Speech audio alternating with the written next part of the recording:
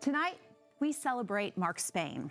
A year ago, we stood on this set and we delivered some of the hardest news I have ever had to tell. Mark lost a very short battle with pancreatic cancer December 18th. 365 days later, his light and his legacy are still shining bright.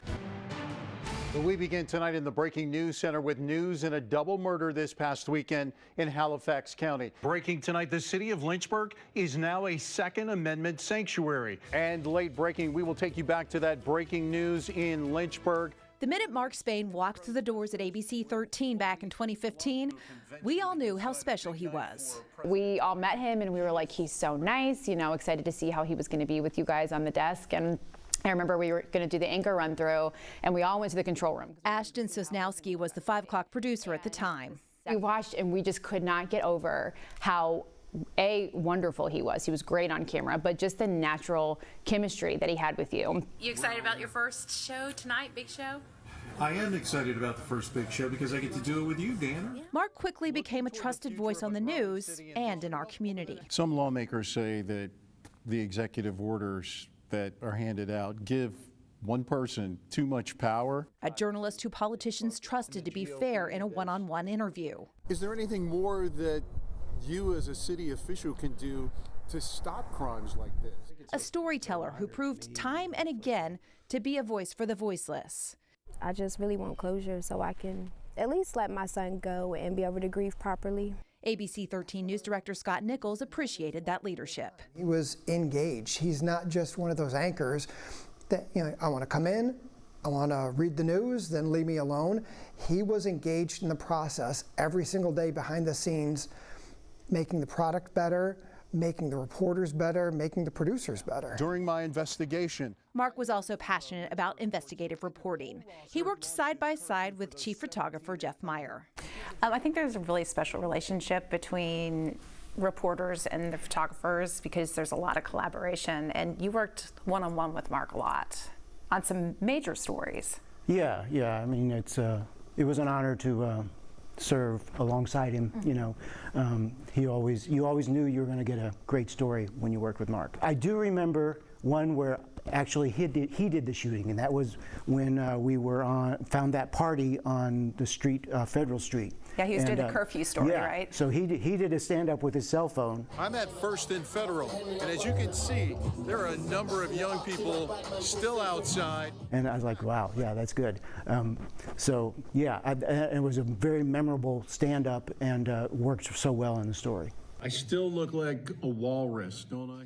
Behind the lens, we were privileged enough to know Mark's fun-loving side.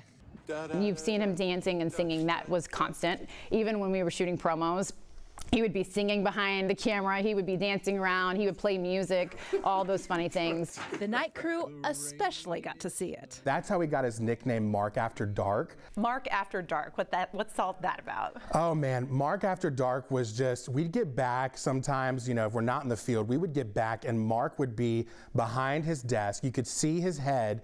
Music would be blaring to a point where, you know, everybody within the editing base could hear it. And his head is just bopping to the beat, enjoying the music. He's got the smile on his face. I'm like, Mark, what are you doing? There are a couple of times where we were just laughing so hard we could not keep it together over something really stupid, and my face is down on the desk and he's over hiding behind the thing so George couldn't see him, and poor George had to try to get through his weathercast.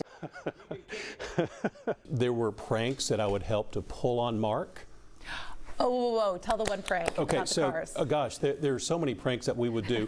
There was one time where Mark, when he came and parked in the parking lot late at night, and I just thought that we all needed to box his car in and park 74 cars around his, because his car was just out of the lines a little bit. I thought, well, let's all do that. Let's all celebrate and just park wherever we want to. And that was so much fun, at least for us. Right.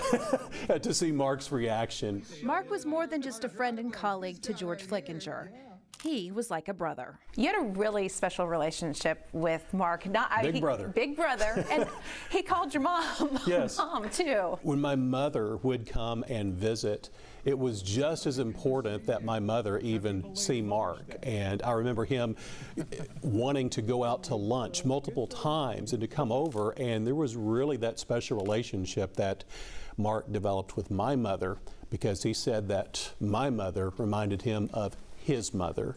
Brother to some, mentor to others, like Will Stafford.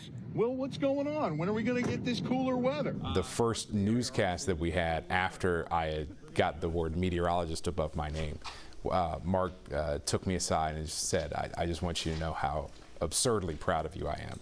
And then he posted something up on Facebook about it. And I said, I want to thank you for always believing in me when I didn't believe in myself. Come on over here so you can be in the picture. We got to get everybody. That's the kind of legacy Mark imprinted on our newsroom and our community. Okay, so you hang around here a little bit longer, okay? Mark was not just this anchor, which some people think is, oh, mysterious, you're on TV. But if you ran into him in a grocery store, you'd get the same guy. He was, very humble. He would talk your ear off. He wouldn't push a viewer away. If he's in a hurry, he would make time for anybody just to hear their story and talk to him. That's just the kind of person he was. He was interested in knowing everybody. Before he said anything about himself, he asked about you. That's the Mark we all knew behind the scenes that made him such a vibrant member of the ABC13 news family. What do you think is his legacy in our newsroom and in our community? Every single time I would talk to him, I'd come down, I'd be like, hey, how are you? What's going on? And he would always ask me about my daughters. Every single time he would go, how are the girls? There was no dual person, there was no TV Mark, there was no just community Mark, it was just Mark. And I think that just means to live fully and truly authentic, and that's who Mark was. He made a real big imprint on this community with his morning messages, morning sunshines, and smiles. And I think people like positivity, and perhaps they're taking that on themselves now, to be positive and be kind. Mark did so many things that nobody would know, and I'll share one of those with you. Like, my son loves to sing and has an outstanding voice. Well, Mark thought he needed to shoot a video for my son. Morgan, what's up, buddy? Of him singing Christmas carols. Oh, sweet chariot. And Mark texted that video to my son, and that was something that never went on social media. It was never intended to be, hey, look at how good of a singer I am. Mark was just doing that from his heart. The heart of a soul we will work to honor forever. As for me, I miss the daily text with Mark where we'd decide what color we were going to wear on the news. Yes, cat's out of the bag. We did coordinate what we were going to wear. Mark asked me if I wanted to do that when he first started 11 years ago, and it somehow cemented us as a team. And I miss him dearly.